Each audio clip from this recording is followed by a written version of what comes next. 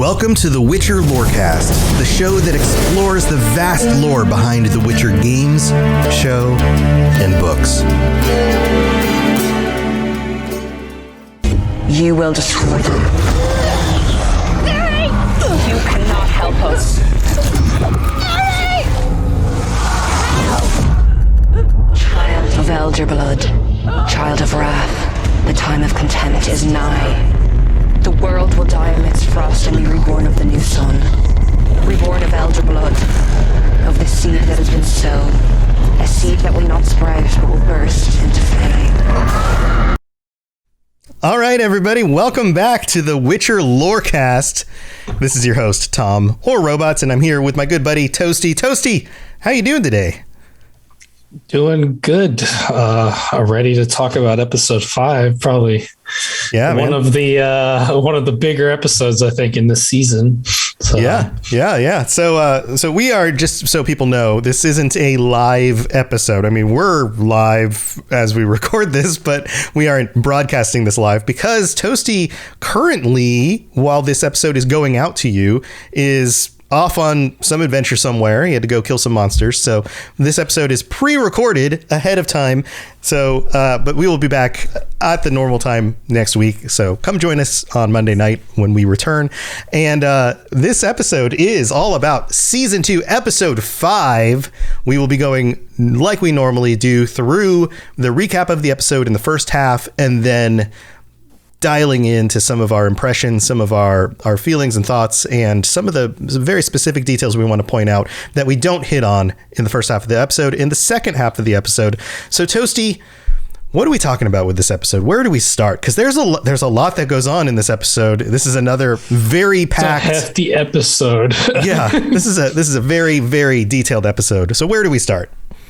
All right. Well, we're gonna start, and this is a bit of a probably this is advanced, so this is going to be 2 episodes ahead of before, but I'm going to forget this when we record the patron episode. So dating us a little bit here. But I mentioned in the episode of episode 4, season 2, episode 4, this will be 2 podcast episodes ago for people. I mentioned something about how the Witchers kind of believe that you don't need to have mutagens on a child of surprise.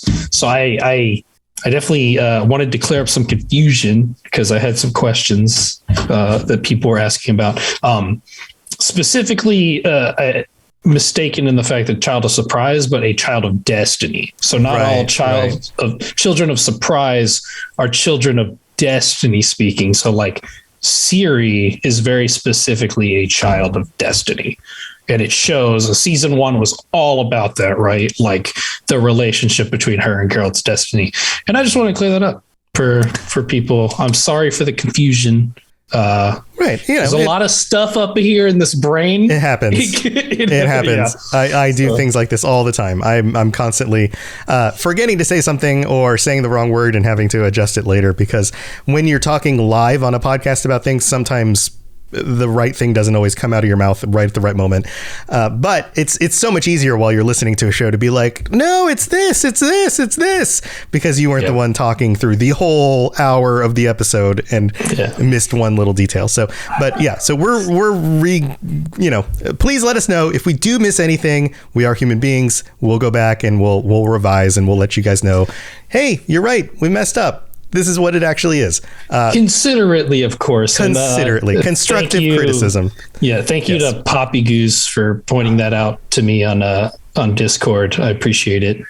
Sorry for the confusion again. So as for the episode, we start with Oxenfurt. So this is going to be another thing where we're splitting up the areas here because things are pretty much happening kind of in key locations. So we got Oxenfurt, we got Sintra, we got Kaer Morhen. We're going to start with Oxenfurt.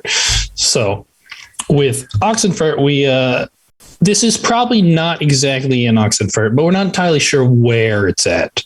But we get our first glimpse of Riance here. So we get this lady, I think her name's Lydia, I believe is what they said. She's walking down. She comes to Riance's cell.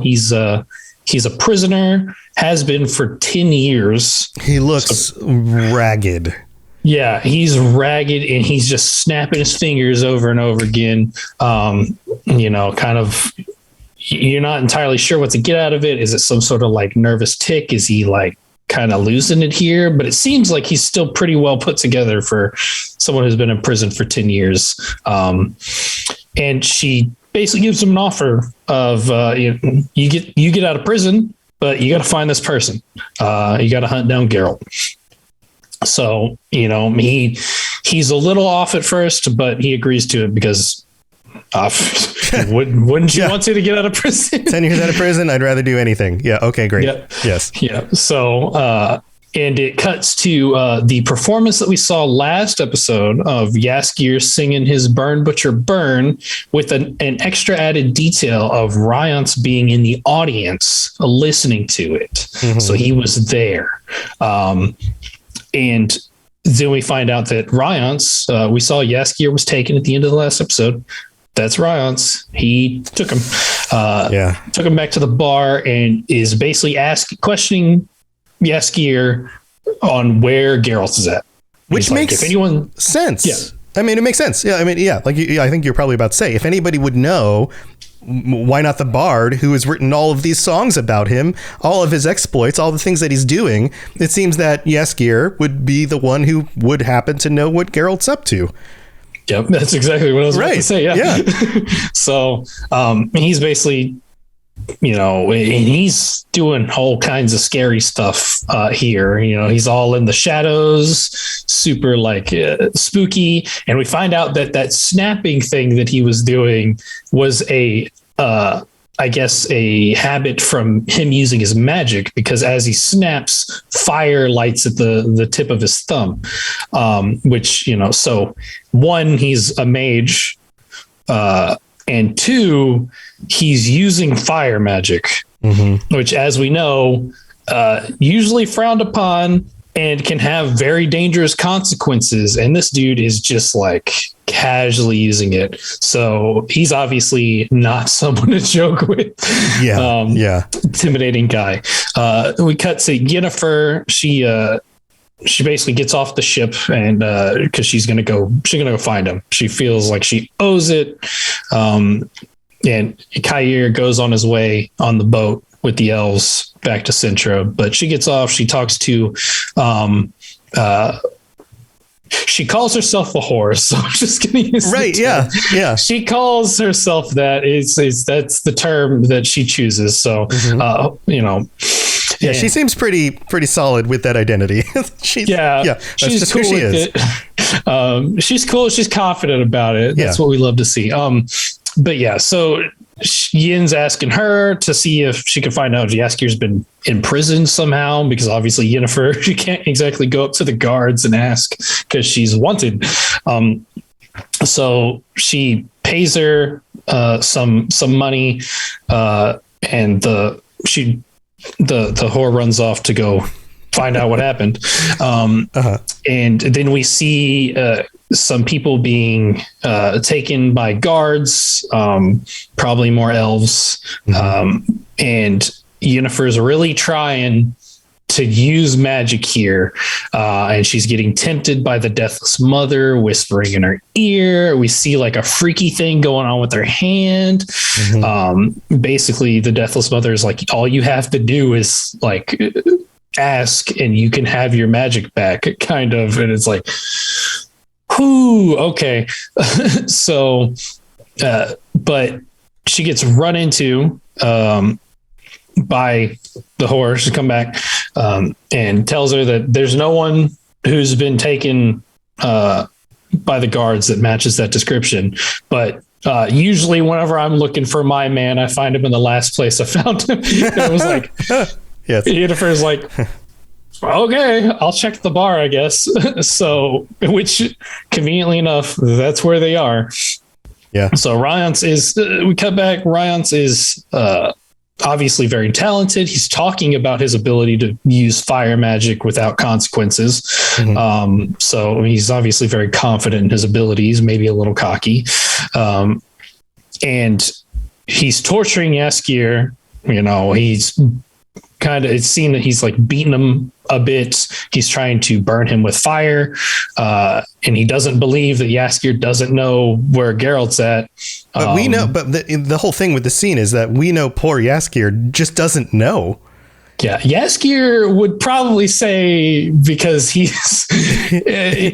not a tough guy. He folds very easily. Right. And he just doesn't know. And we can tell that he's like at his wit's end. He's like, he just doesn't know. Yeah. So, but obviously it shows that Jaskier knows a little bit of details from things. Like that was a great line. He grunts and I turn it into beautiful stories. But he does mention how Geralt mentions a keep in the mountains and he turned it into a magical hideaway. So I guess he knows about the existence of Kaer Morhen. Right. But he doesn't exactly know where it is. Yennefer shows up. She's pretending to be Jaskier's drunk wife. I love this performance, and I love the fact, and if we don't get through all the recap at the beginning, we'll split it up and put some of it on the second half. But I feel like there are points in the recap where we just have to chime in and talk about the things that we really do like on the show, and the fact that Yen, even without her magic, is still resourceful. She's still smart. And the fact that she knows that she can come into the situation and play upon the things that this other person doesn't know. Like, who is this guy? What is he? He probably doesn't know much about Jaskier. And so she's like, okay, well, I'm going to play the drunk wife who's wondering where her husband is because he hasn't come home all night. And she just plays it up. And she just goes with it, and this scene is so good. And of course, it shows a bit like he may seem like a dimwit at times, but Jaskier is resourceful too, because he immediately, without hesitating, picks it up. He's in on it. And I wonder here, they didn't show it, unless there's like details in the back that maybe we weren't focusing on. I wonder if Yennefer was like scouting this a little bit before, because she obviously comes up with this plan, which I will tell you about now. Because basically she goes along, tries to be the drunk wife, tells Ryance off. Right. Just stumbles in like nothing's going on. Like, who are you? Give me my husband back, kind of thing. Yeah. And Ryance obviously he doesn't have the patience for it. So he is like, basically slams her up against the pole and is threatening her with the fire. And she had taken a swig of her drink and she spews it out of her mouth, which of course it's alcohol, probably high proof. Yeah. So that flame goes back in Ryance's face, right. Which I feel like she had to have at least leaned in to see something, because that's obviously that plan is very much constructed for the fire magic. Right. She uses it against him, which is brilliant. And, it very clearly plays into her intelligence, her ability to think on the spot and be quick with it. I mean, she's got experience though. I mean, she's been alive for 50 years more at this point, 60 years. Yeah. So, she's got experience. So, and that obviously helps with that too. So, but obviously she's just a badass. But we say that. Yeah. So like I said, she sprays that. He gets a whole lot of fire in his face, burns his face. He's screaming on the floor. She gets Jaskier loose. They take off. They're running through the streets. They hide in an alley when they are accosted by some just random dudes who, I guess, looking for a good time. And Yennefer's at her wit's end at this point. She's just straight kicks the dude between the legs. Yes. Yeah. And then they start running again, which Jaskier kind of tells her to go a separate way, gets the attention of the guys, and or at least lures some of them off. I don't think he gets all of them off of her, but he gets some of them off. Again, being more brave than we've seen before. But so he goes, they split. Yennefer's trying to hide. the whore is at her house, which is like whore. Nearby. Right. They don't give us a name. I know. I love that it just keeps coming up, and we just have to keep calling her the whore. But yes. Yes. Basically, like, tells her to come in. I'll hide you. But she's been paid off by the guards, and they are there waiting for her, and they capture her. So obviously money is what matters in this situation. Right. And it also plays into the fact that like the guards were on to something, because she went and asked the guards if somebody had been found. She probably gave more information about the woman who sent her. That woman was familiar as the person the guards were looking for. And the guards were like, all right, tell her where she is. Tell us, let us know where, they worked something out with her. So it fills in the background as to like, okay, this makes sense. They paid off the whore in order to catch Yennefer because she was wanted. So the guards kind of know what's up. Yeah. So the next thing we see, Gaskier is obviously shaking his tail and is looking in on. He finds Yennefer again. Is looking in the window. She's been caught. She's in handcuffs, and she is being talked to again by the Deathless Mother. Telling her, all you have to do is say it. And I guess at this point, she doesn't see any other way out at this point. So she gives in, does that little chant, turn your back to the forest, hut, hut, turn your front to me, hut, hut. And she's gone. She has out of there. And it's like a cool build up too, because we see like kind of like the embers rising like in front of her. So like kind of the fire still going on here. So yeah, and she's gone. Jaskier gets captured by the guards because he's peeping through a window. Right. So he gets taken off to jail, and the Deathless Mother is they're in this weird temporal space or something. And she tells her, what you have to do in order to get your power back is to bring this person to Sintra, to the Monolith. And we see that person is Ciri. Yep. So, and Yennefer doesn't know who Ciri is yet. She still has no knowledge of her. So, right. Because everybody's been divided up until this point still, or she's been divided from the rest of, the cast, the rest of the individuals. And so she's like, all right. Okay. Yeah. So the Deathless Mother wants Ciri for some reason. Yep. And that is our Oxenfurt journey. We move on to Sintra, which for this first part, I'm not entirely sure exactly where it is, but it's nearby. We get the scene from the last episode where Geralt shows up in the place because she's been teleported by Triss. He's been teleported by Triss. Right. Yes. Yeah. I don't know why I said that. Istrid is complaining about Monolith. This dude, because it's just all he cares about. He says no worries. He has two things he cares about: Yennefer and Monolith, and that's it. That's it. So he's confused. He's obviously found something going on with them, but he doesn't really know what it is. Geralt shows up. They have a little bit of a standoff here.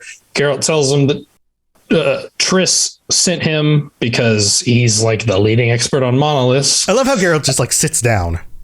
It's like he doesn't like portaling, and that's true. Like, right, but he also is just like portals. Totally not threatened. Like Istrid's like all on guard, and he's like, "Who are you? What's going on?" And Geralt's like, just sits down like I don't care. I'm not a threat to you. Whatever. Basically, like his body language is just like, just give me a second.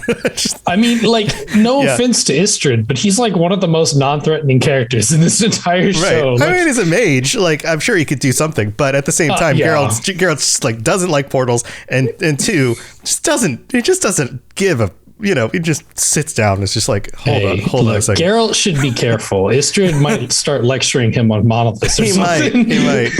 And the importance to our history.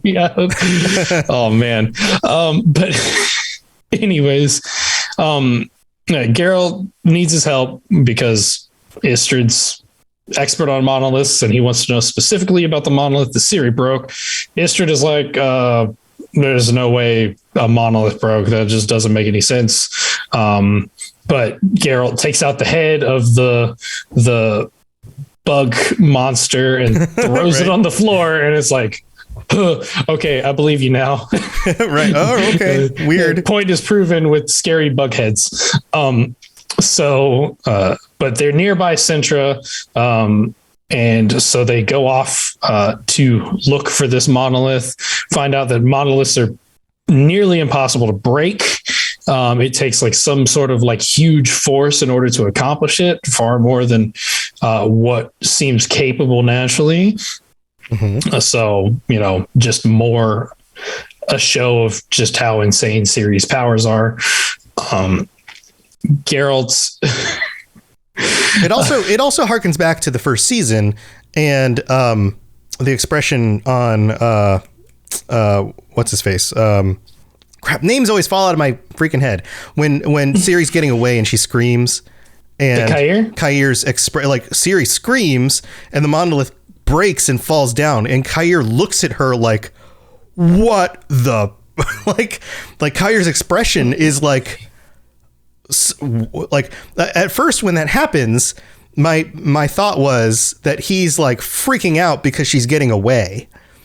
But once we know that like monoliths don't just break, and Kair is probably an educated dude, like he's in charge of an army, he's been around the aristocracy, he's probably educated, he probably knows some things, and the fact that like she just screamed and broke a monolith is probably really, really freaking him out a little bit at this point too, and he's probably going like, are you kidding me? Like this just happened. Like that really makes that scene feel more impressive and kind of nuts. Yeah. So Geralt is Istrid's kind of giving his reasoning, because he's saying that he was coming to Sintra because he wants to help the elves, which Geralt just tells him that regardless of like what you're doing here, you just ended up helping people to kill more people. Mm-hmm. Pretty much just like they obviously aren't seeing eye to eye on their reasonings for the sides that they're choosing to help in this war. They get stopped by some soldiers. They take him out, move on to the monolith. Istrid is like super surprised because at this point he still hasn't believed Geralt, I don't think fully, until he sees just this giant chasm in the ground where the monolith fell through the earth and like split it. Which we see, I feel like it's even bigger than it shows in season 1. Like this is massive. Yeah. It seems like it spread more or something. It was just a lot. It was a lot. So Istrid wants to be a nerd and look into it further. Geralt needs to find out about the monsters, but Istrid's like, monoliths. Gotta learn about monoliths. He's like, whatever, monsters, monoliths. Yeah. So they get down there into that chasm. Geralt can't find any evidence of monsters, which, with, big old Leshen and weird mutated bug monster, you should see some proof, but there's just nothing there. Right. Except for the shattered monolith. They talk, we're getting, this is the episode where they talk about the conjunction, which is really nice. So this here is an extension of what they started talking about in the Kaer Morhen stuff, which we will talk about a bit more. Basically about how when the thought before was when all of the spheres collided with each other, they were all dispersed and formed just this one big sphere. But now they're coming to realize that the spheres basically bounced off of each other. So they collided, made this new sphere, but then didn't make a new sphere, but it collided into the sphere that was already here, basically dropped off everyone, and then went back. So they still exist, and the monoliths are acting as conduits to those original spheres. So like gateways that things can come through. So like the monsters that we saw before came from the spheres that are still out there through the conduit of the monolith into this one. Right. So things weren't destroyed during the conjunction. They still exist. Yes. There's other stuff out there still, which is a big revelation in this world. Yeah. And that'll be explored even further, I think, when we start getting into newer seasons, whenever that happens. So they kind of come to this realization. Then they also start kind of, Istrid gets a little personal, says that he came to Sintra because he was really just like hoping that someone he cared for was going to be here. They kind of get into details, and Istrid drops Yin, or Yennefer's name. And Geralt's like, Yennefer Vengerberg? And he's like, you know Yenna? And Geralt's like, it's Yin. Right. He's fighting over nicknames, which is great. Yeah, we get the old boyfriend argument thing going on. Yeah, just for everyone who listens to the podcast, it's Yin, and we will not accept anything else. Okay, it's Yin. That is the only acceptable nickname. So Geralt finds out she's alive. He didn't know, but Istrid tells him, like, yeah, she, after the stuff at Aretuza, she was supposed to come here, and it's like, holy cow, Yennefer's alive. And we see that he's obviously very like emotionally happy about that. Then while some crazy stuff that we'll go into further for the Kaer Morhen part starts happening on that side, we see that weird things are happening here. The pieces of the monolith kind of like pick up into the air and just start like swirling down the path. They have to duck behind the bigger pieces of the monolith so they don't get shredded, because this stuff is like obsidian and will just cut you, from what it looks like anyways. And then we see a big old monster with wings. It comes marching down the chasm. They're like, oh shit. And then it just takes off. Yeah. It's gone. And it's like, okay, this is weird. And the kind of the last thing we see about this part is that Istrid does a little bit of digging into the family lineage of Ciri, trying to see back where they dated, and he comes across a point where it just stops at Fiona of Sintra, or Fiona of something, it just stops there. There's nothing predating that, and we can see on the other side of things there's a whole like big old line still going up, so it's very suspicious, and he's definitely looking into that. Hey, you know what's crazy, Tom? What?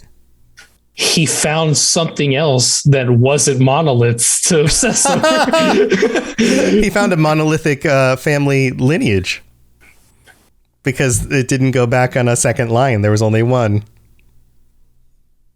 That was good. All right. That was a good one. That was a good one. All right. That was a good one. And then the other final thing we see here is that Kair's finally gotten back to Sintra. Yep. He shows up for better or worse. He's trying to kind of get in. Everyone's trying to hold him back because they're like, "Who are you?" And he's like, "I'm freaking Kair. Let me in, dude." We get his full name, which I didn't write down, but yeah. I'm Kair, fancy pants, funny face guy. Yeah, and Fringilla recognizes him, tells him, "Welcome back." I would just like to point out, she looks terrified. Yes, yeah, she's not too happy that he's back. Look happy to see him. She's been enjoying the fact that he's not around because she has kind of free reign on leadership without him there. Yeah. So tell you what, since we're at the middle of the show, why don't we save the Kaer Morhen stuff till after the mid break, because we got to go thank our patrons, and we'll be right back. Very well. Let us get this over with. Something has infested my vineyard. Mm-hmm. Great. Let me go prepare my something oil then. All right, here we are in the middle of the show, and no new patrons this week, but then again, we are recording this episode early, so if you have signed up in the last 2 weeks, since this is a 2-week early recording, then we will call you out next week on the show. So thank you if you have. And also no new reviews to read out yet, because again, this is a pre-recorded episode, but thank you if you have taken the time to leave a rating or review on Apple Podcasts. We really do appreciate it. It really does help. And if you're currently listening to this on Spotify, then please, you know who you are. Almost half of our audience listens to this on Spotify. Take a second to go to the page where you can see all the different episodes, scroll all the way up to the top where you can see the name of the show or the name of the podcast, the description, and go click on the rating.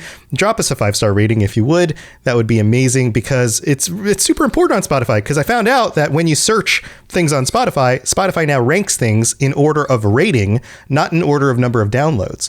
So the quality of the show really does matter. So if you take the time to do that, we would appreciate it. And if we hit 200, or when we hit 250 5-star ratings, or just ratings in general, Toasty will turn into Geralt of Rivia by dyeing his hair white. And it's going to be amazing. And you can see, we'll share pictures if you don't watch the video version of the podcast, or you can just check out the video version of the podcast. It's going to be great. He's going to look like an old man, because nobody will understand why he has white hair. And it's going to be hilarious.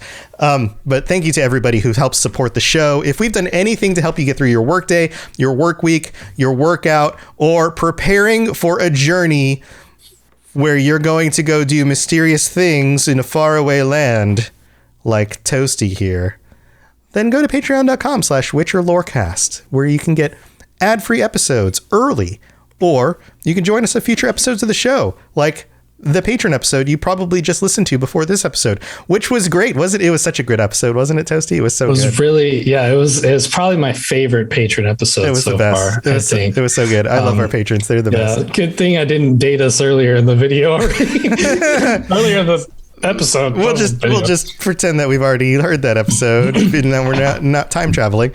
But if you'd like to join us in February for the end of the month patron episode, then all you have to do is sign up at a tier 4 or higher patron tier, and you can come join us. And there's a bunch of other different tiers where you can get all sorts of different things. And you know what? You know what I would like to do, Toasty? I'd love to design us some t-shirts and some stickers. For the Patreon. I know our other Patreons that have been around longer have those as well.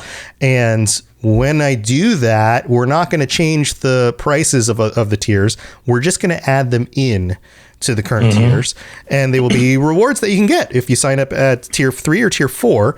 So I need to come up with some ideas first. It's going to take some time to get those designs in, but I would love to do that. So that's on the horizon. It's something that I would like to get to maybe in the next month or two. So, give me some thoughts. If you have some thoughts on designs that would be cool to work in for t-shirts, things that aren't copywritten, like we can't take like art from the Witcher games and use it, but we could take something really cool or something designed by the community, or text and use stylized text in a cool way. So if you've got some ideas for t-shirts that would be really cool for the community, for patrons, give me some ideas and we'll see what I can do with that. But that's what we got for the middle of the show. Thank you to everybody. Thank you to all 12 of our patrons. You guys really do help us make this a priority to do every week. We really do appreciate it. All right, let's move on with the rest of the show. You smell of death and destiny, heroics and heartbreak. It's onion. Right, yeah. All right, so here we are back to the recap, and we have one more place to go. We're going back to the mountains, back to the Fortress of Kaer Morhen.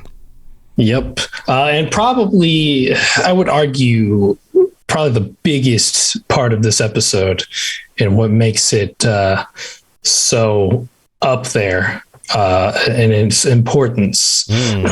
So, this one is mainly because Geralt's not here right now. So this includes mainly Ciri and Triss and a little bit of Vesemir. So Triss walks out to the big old training contraption that we're calling the pendulum, even though it's not technically. It's got a pendulum thing on it. Yeah. Right. Sure. Close enough. So Ciri's out there training on dummies again. She's obviously very focused on this. Triss is telling her that you're not challenging yourself with that. You should come do something that will actually challenge you and practice, learning magic, because that's why I'm here. And she, says like, I'll be in a minute. Triss starts going back. Vesemir comes out, and he's obviously still caught up about the possibility that Ciri's blood presents with creating new witchers. Triss isn't really for it, but she ends up conceding, saying that like if this happens, it needs to be her decision. Yeah, like Ciri has to agree to this, which is fair, obviously. And so Ciri comes back in from her training. Vesemir,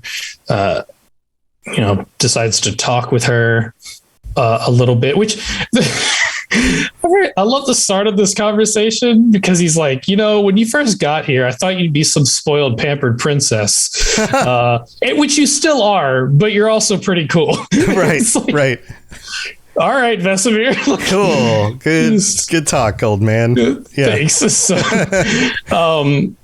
Ciri's a little upset that Geralt didn't take her with him, because he's like going to Sintra, and she's that's her home. That's where she thinks that her fight is. Right. Yeah. Don't protect me. I'm fine. I'll be fine out there. That kind of thing. Yeah. Yeah.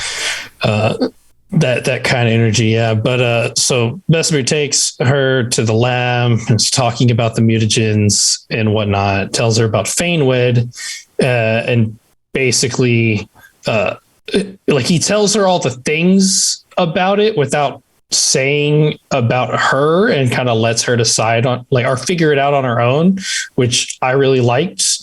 That he's not just telling her, yeah, this grew where you bled. He's like, yeah, this has been growing, or this is how it's made. And Ciri's like, well, this has been growing all over the training course, where I've been, where I've bled. She figures that stuff out. Yeah. So, I just wanted to point out that cool teaching moment, because he's not doing everything for her.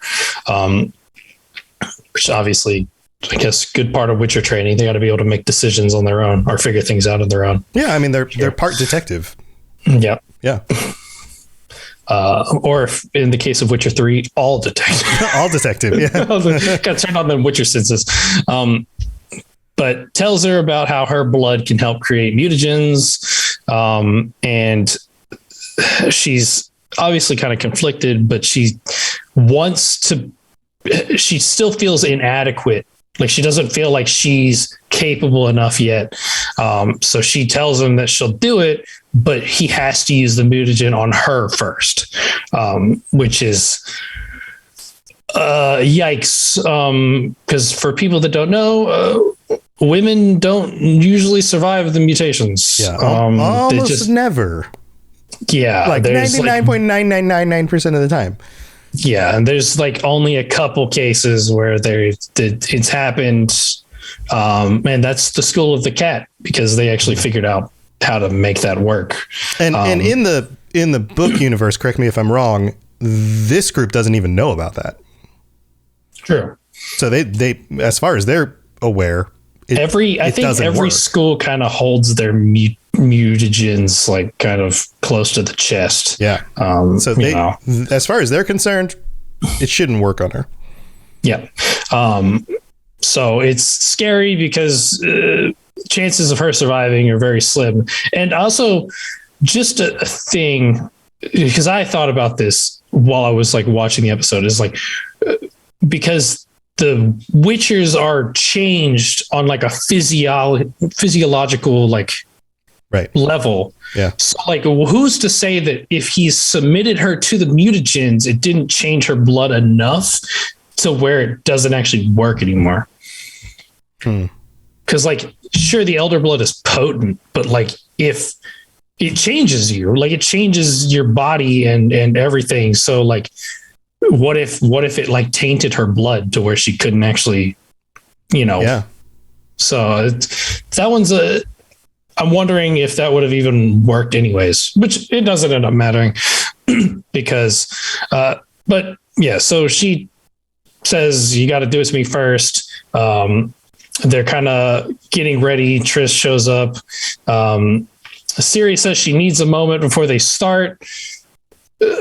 Triss is like, what are you talking about? This is like the coldest line from Vesemir. And because he's like, she wants to be the first. It was her decision. And I was like, damn, Vesemir. Yeah. Just throwing her words back in her face there, I guess. Okay. So Triss kind of goes and finds Ciri because she's very concerned about this for obvious reasons. Ciri, Ciri's kind of like determined. So Triss, instead of trying to like get her to not do it, she offers kind of an alternative with the Dol Dusha, or the Valley of the Soul, which is kind of this like dream walking process to kind of let her see into herself or see into her soul, I guess, and help her find the new truth kind of that she's looking for, because that's what Ciri's thing is right now, is that she needs to find a new truth. And she's hoping that the mutagen will help her do that.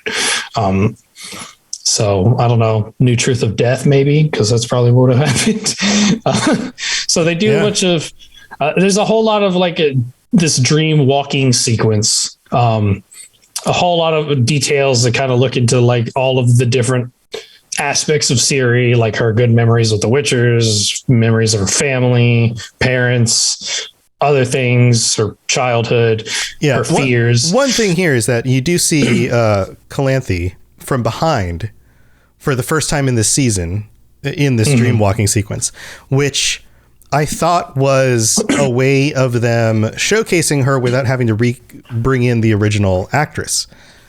Yeah. So I thought it was like a clever way of them going, okay, well, we can at least bring the character back in without having to bring the actress back in.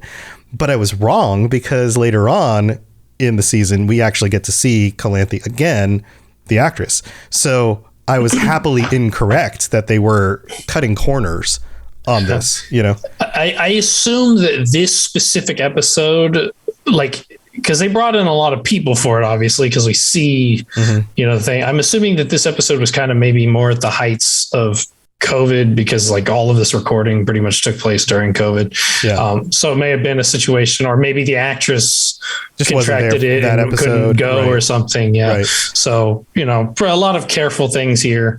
But yeah, we do get to see her later, which is cool.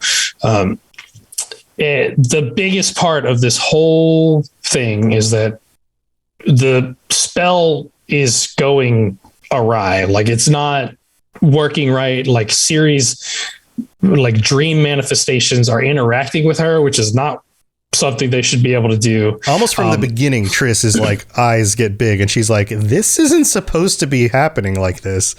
And she just starts to freak out. Yeah. Yeah. We get to see, we see her parents. We see Pavetta and Dooney again. Yeah. Which is cool.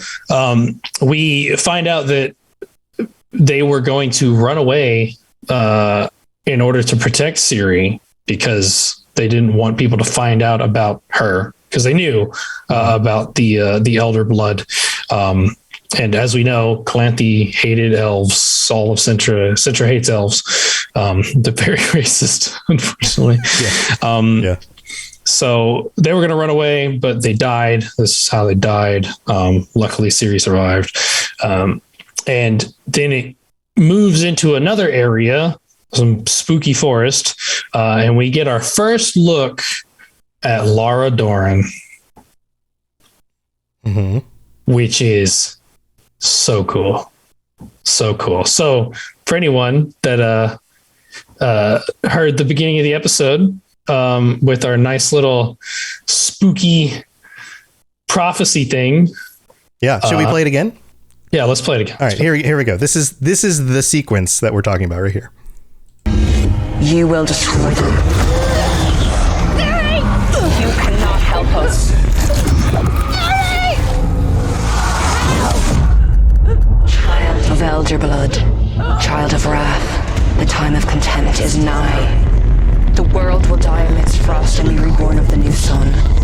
reborn of elder blood, of the seed that has been sown, a seed that will not sprout but will burst into flame. That's it. That's it. So that's Laura Doran. Yep. Standing there with her elf ears and blonde hair. Looks very similar to Ciri. Hair. Yep. See that hair. Yeah. So this is moving into Ithlene's prophecy territory, which is God, so good. The presentation of this whole thing was super cool and spooky too.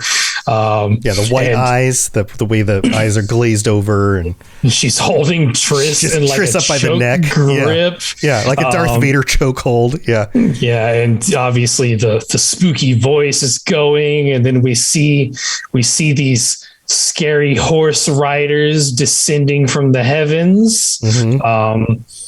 Which, should I just say it, Tom? Should I just say what it is? I mean, we can go into it. Like we're about at the end of the recap, so we might as well start into the discussion about this part of it. Sure, why not? Yeah. So it's the wild hunt, guys. It's the wild hunt comes galloping out of the sky. Is that wild hunt? Oh, yeah. That's gonna be the name of my new funk band group. Yeah. So hey y'all, welcome to the show. We're the Wild Hunt. Yeah, so let's go. Oh my God. I'm going to play bass in this band. It's going to be awesome. Hello, another 3-star. No, I'm kidding. I'm kidding. He tries too hard to be funny. Oh my God. He tries too hard to be funny. Sorry, this is not me trying to be. This is just who I am, guys. I'm so sorry. All right, let's keep going. Anyways, they come out of the dream sequence. Triss is freaking out. She's losing it. She's telling Ciri that she's going to be the end of the world, basically. It's like, man, Triss, it's not nice. Ciri's already got a lot of weight on her shoulders. She's just a kid. You don't want to drop that on her. Not a good move. Last part we see is that Vesemir is about to go through with the mutations. He's hesitating a little bit. Luckily, Geralt shows up and tells them that this ain't going to happen. Also, Ciri, why you even want to do this? Like, you may think that you're not good enough, but you're definitely good enough. You're definitely more than good enough. Right. Right. You don't need Witcher stuff when you got, like, Destiny Child elder blood power. Like, Ciri is Beyonce. When you've got Destiny's Child on your side. But yeah, so he shows up and we kind of get that dad Geralt moment again. Yeah. And to pause here, this is one of those moments where fast traveling from one location to another can make sense because he was just with Istrid, who could have opened up a portal and just sent him back. Yeah, and he was obviously very. I think it shows a little bit of a part. He like kind of figures. So the crazy stuff happened on Geralt's side with Ciri in the dream sequence. Like she was freaking out, calling for him. He could hear her. Right. And then her scream somehow made this monster. Out of the monolith. So he's like, open a portal. I gotta go now. Yeah. This totally could have been off camera. He could have looked at Istrid and been like, Istrid, open a portal to Kaer Morhen now. I need to go. And Istrid could have been like, all right, here. And then gone. Because Istrid can do that. We know that he freaking taught Yen how to open portals, right? Yep. Like, there. I mean, this episode doesn't have any of those weird, like, inconsistencies that show up in any of the other episodes. This episode is so it works so well and fits together. Like all of these little pieces are knit together really well. Well, that's pretty much it for the recap. And I want to immediately jump into the talking about it because obviously it's a big thing in the room right now. Right. Ithlene's prophecy. Yeah. Let's talk about that. Cause that's the big discussion on the backside of this episode is the prophecy. So where do we go with this? What do we talk about with the prophecy? I know you're itching on this. What I want to talk about first and foremost, is that we called it. Yeah. We looked at the runes on the trailers, and there was words that had something to do with frost and like cold and contempt. Like we saw a couple words, bam, Here it is. It's all coming to fruition. I'm pointing behind me for no reason in particular. I'm like, what is back there? My metaphor, my mental cork board hangs like right there next to my little Witcher banner. That's what it is. Okay. I see. I don't know why I'm pointing back there. But yes, I feel like, and granted, they gave us clues.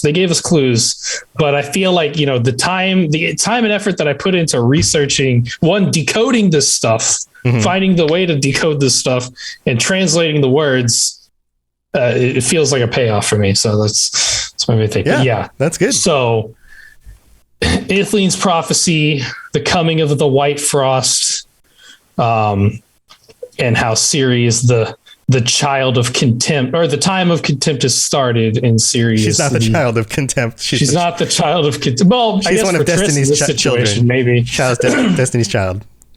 Yeah, but she's the child of the Elder Blood, the child of chaos, and basically, this is kind of. You have weird ghosts in your room? What's going on? I think my cats are trying to get inside. Okay. I heard like a weird thing. I was like, what the hell's happening? The wild hunt is coming for me, guys. I know too much. No. If I have to go immediately, you know why. Danger. But no. Yeah. So this is kind of the big deal. This is Ciri's like true destiny coming to fruition, and coming from the mouth of Lara Doran herself too, which is insane. As we know, I guess as some of you may not know, she is the progenitor. Is that? I want to use that word. Is that the correct word here? The progenitor, the originator of that line. The person that Istrid was not able to find on that family tree, but is the reason for all of this. Now, is this the Deathless Mother projecting Lara Doran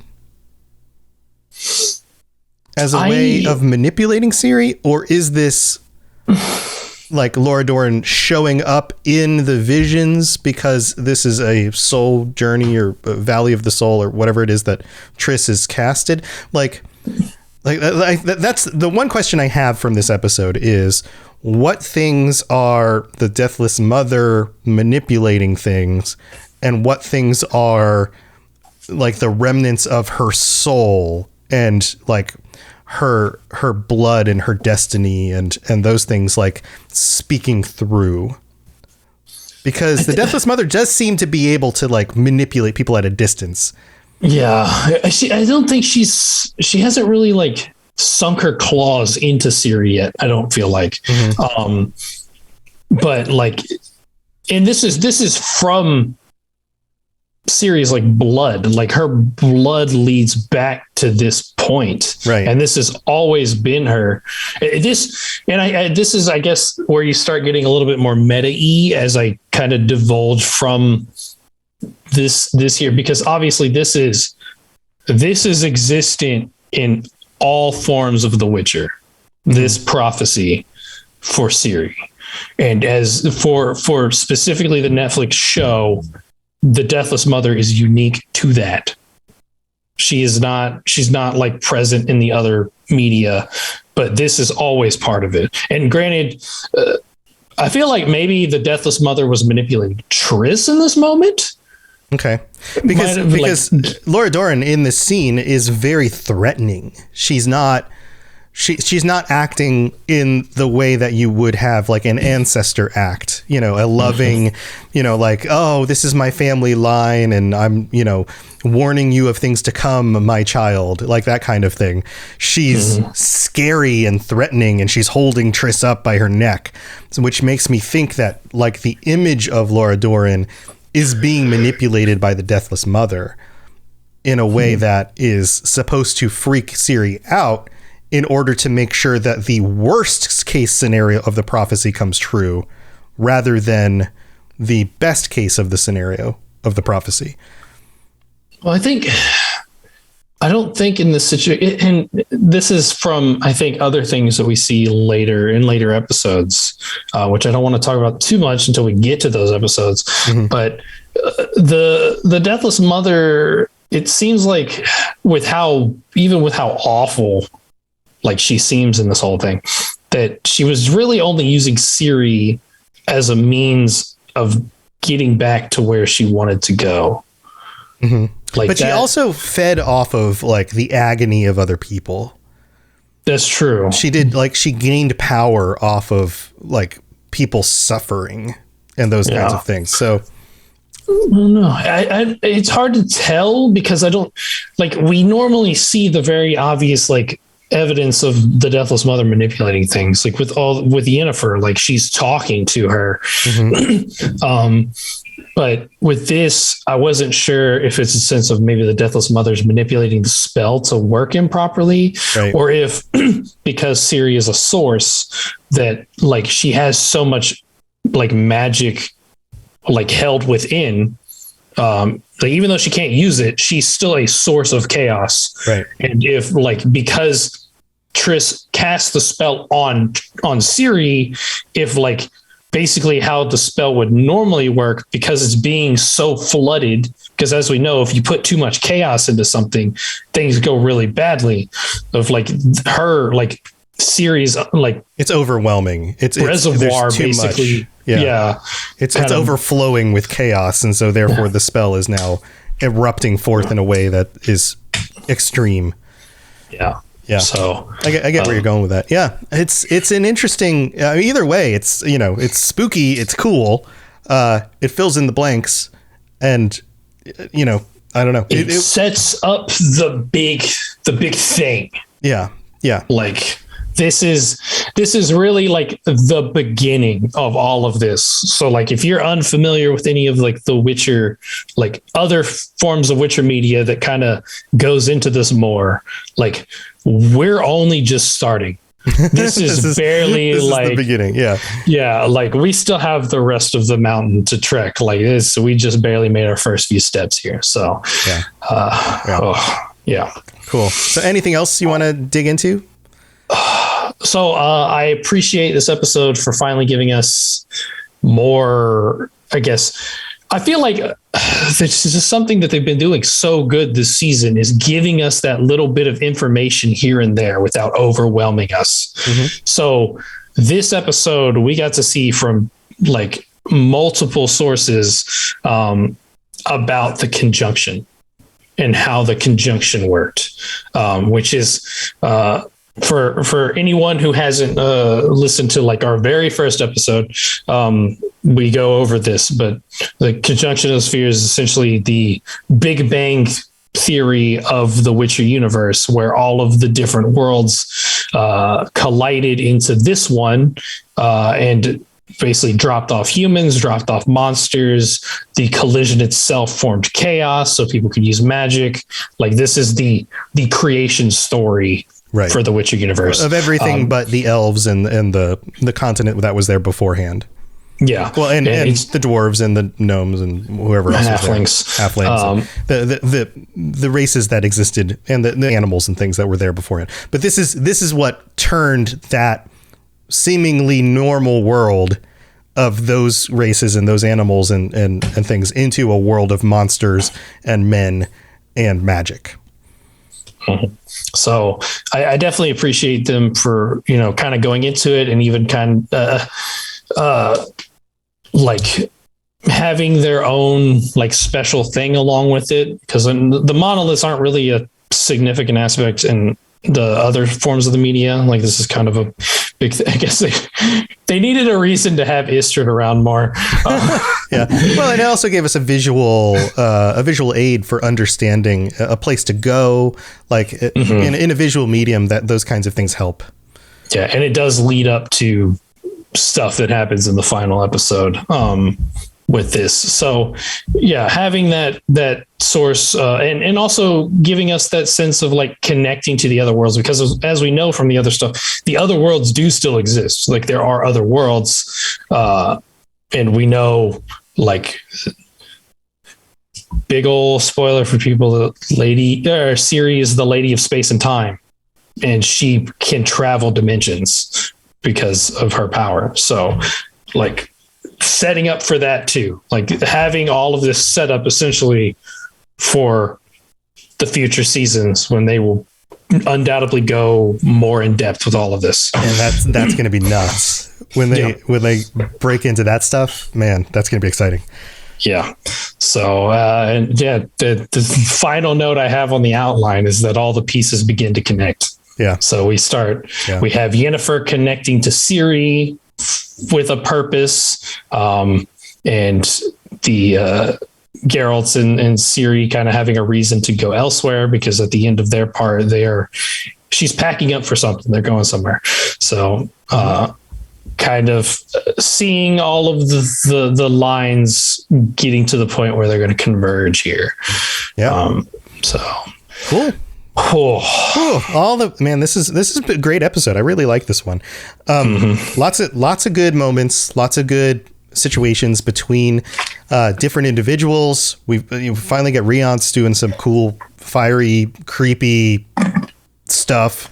Good character moments, good lore moments. I mean, there's a lore cast, but we love that stuff. But good justification for things going kind of in their own ways with the show rather than the books, which some people, of course, aren't as into that. But I think they justify it pretty well in this episode. Some of those decisions.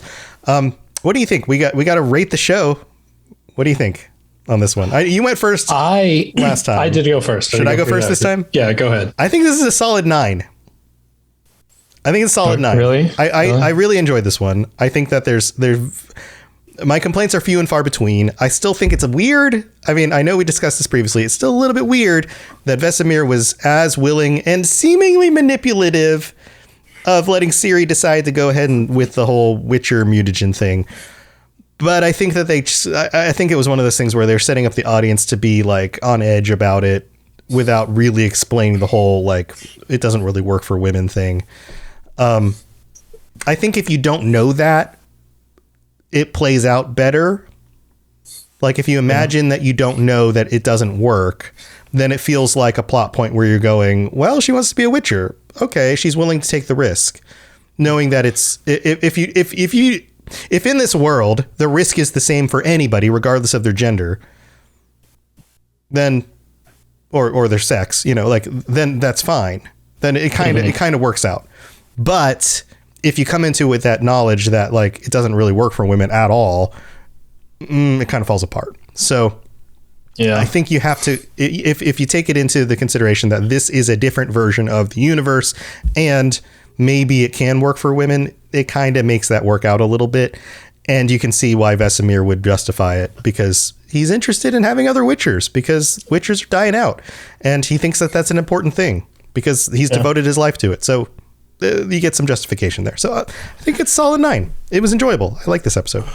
Yeah, I that does kind of get into a little bit. A theory that I've always held is that if any female was going to survive the mutagens, I think Ciri would. Mm-hmm. Like, honestly speaking, I think that her blood is so strong that, honestly, I'm not even sure that the Witcher mutagens would affect her. Yeah, maybe they're just null. I feel like her elder blood would just burn it away. Like, be like, no, I don't need that. Get that out of here. The chaos would just just nullify it. But I've always thought that, like, if she was to be submitted to the mutagens, regardless of what happens, I think she would live. I think she would live for sure. Yeah. But she doesn't need them, so it doesn't really matter. Like, she does not need them. Yeah. So what do you think? No half points. There's no half points. I'm going to give it a 10. It gets a 10. Wow. I'm going to give it a 10. It's a perfect episode. Yeah, I think so. Yeah. Even with all the Istrid. Vesemir's stuff is a little weird. Even with all the Istrid monolith stuff. I just think it's a funny gag at this point. No, it is a funny gag. He's like so one mind about monoliths. Right. No, he's a good character. Like I like Istrid. He's cool. Yeah. I like that we get like a super nerd in the story. Like that's great. We get somebody who's just like, I need to learn more about this. And that's awesome. And, he's fairly capable on his own, too. It's just kind of a big dork. But he's like standing up against Stregobor and stuff. And that happened in the previous episode. But, he's kind of noble for being a big dork. That's great. That's awesome. I like it. But, yeah. So, I know there's a little bit of weird stuff here. But I think given the importance of all the, elements of this episode, I got to give it a 10. All right. Perfect 10. Man. All right. A 9 and a 10. It's a good episode. Obviously good episode. If you haven't seen it, why'd you listen this far already? What are you doing? Go watch the show. Watch it. Yeah, watch the show first. And then come listen. Yeah. But at this point, it's too late. But you should still watch it anyways. Go watch it. Go watch it again. Just go watch it a second time. I definitely watched it more than once. Go back and listen to the episode. You can just listen to the episode again. You could do that too. But thank you everybody for tuning in, listening to this episode. And thank you for our patrons again. You guys are awesome. Thank you to the community, everybody who helps out supporting the show. You guys are the best. And we'll be back next week with another episode talking about Episode 6. We're getting close to the end of the season, and then we will be back to other lore episodes, digging into monsters and all sorts of other details underneath the stories, and maybe even some more book details to get underneath some of the things that are significantly different. So we'll see. We'll get there eventually. It's only a few weeks away. And until then, Toasty, do you have anything you want to shout out? Anything else going on? Follow us on Twitter, The Witcher Lorecast. All right. That's basically it for that. I don't have really anything else going on right now. Hopefully next week I'll be a real happy camper after my adventures, but yeah. Well, good luck with everything. And you guys know where all my stuff is, robotsradio.net. You can join me on my Twitter. On my Twitter. You can send me messages on my Twitter at robots_radio. You can come hang out with me during my live streams every night of the week, except for Saturdays, for either podcasts like this one, which happens on Monday nights, Eastern time. So 9 p.m. Eastern or 6 p.m. Pacific, or other podcasts that I do, the other lore casts for like Fallout and Elder Scrolls and Mass Effect and that kind of stuff. Or on the nights that I don't have podcasts, I'll be playing video games with the community. And we now have a Minecraft server. I polled the community about a game that we can have a persistent world in, and Minecraft won the poll. So I forked out the money, got us a Minecraft server, and we've got some awesome people in our community who are now building out the Minecraft server. I've got a bunch of plugins for leveling up and doing all sorts of fun things in the server. So if you play Minecraft and want to come join us, then check out the Robots Radio Discord. You just got to search for Robots Radio Discord or click the link in the show notes. And there is a channel on the Discord with information on how to join our server. Everybody's welcome, and you can come hang out with us on there. And again, I'll be streaming that and some other things during the week in the evenings. You're welcome to come hang out with us on there too. The community is awesome. Toasty, don't you think the community is like the nicest corner of the internet? Everybody's super cool. Surprisingly, I don't know how a community can exist on the internet and be this cool, but right. It's like somehow it happens. Every so often we'll get somebody who's just kind of toxic, but they don't stick around. They just most of the time they'll just leave on their own. They're just like, okay, this is not the place for me. Cannot thrive in a place of such utter light and brightness. Yeah. And genuinosity? Words. What is it? Doesn't matter. I don't know. Genuine energy. How about that? There you go. Yeah. But anyway, we'd love to have you join us or send us messages on the Robots Radio Discord about what you thought about this episode and the episode of The Witcher and anything else. We'd love to talk with you about whatever you would like. Just come join us. We'd love to have new people join our community, and we'd like to get to know you. All right, that's what we got for this episode. We'll see you again next week. And until then, Toasty, stay safe on the path. All right, everybody. See you later. Thanks for tuning in to the Witcher Lorecast. We'd love to hear about your experiences with the games and the books and the TV series and all your thoughts on everything. Please check out the Robots Radio Discord and follow us on Twitter at Witcher Lorecast. You've been listening to a Robots Radio podcast. Smart shows for interesting people. Check out all the shows at robotsradio.net.